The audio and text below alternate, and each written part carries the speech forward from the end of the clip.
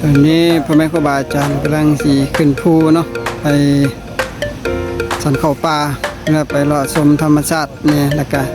ส่วนหนึ่งออกตอนญาติโยมก็สิไปเก็บดอกกระเจียวไปก็เลยว่าไปเลาะลินส้มป่านี่รอถ่ายอีกคันหนึ่ง อะไรแบบพวงเขามาจากดวง เดียวเล่บอกน้ำนี่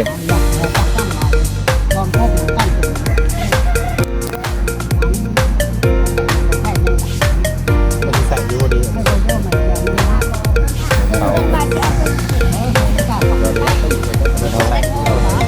เราคงคนไล่สบาย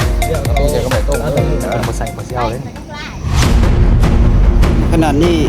รถเพล็อกมุ่งรถรถขับของขนาดนี้รถเพ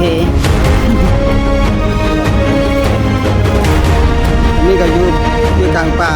สิไปสันเขาป่า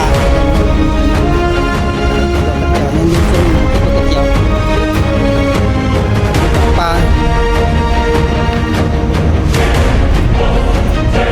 รถเท่หมอกรถ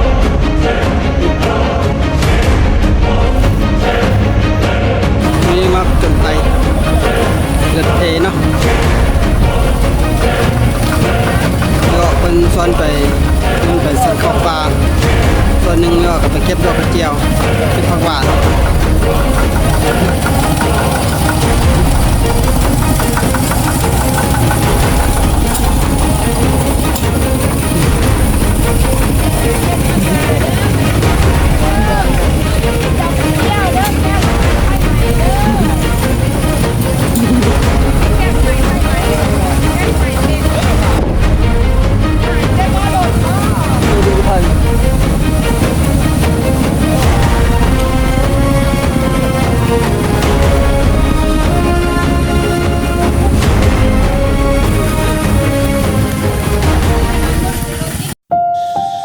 ในขนาดนี้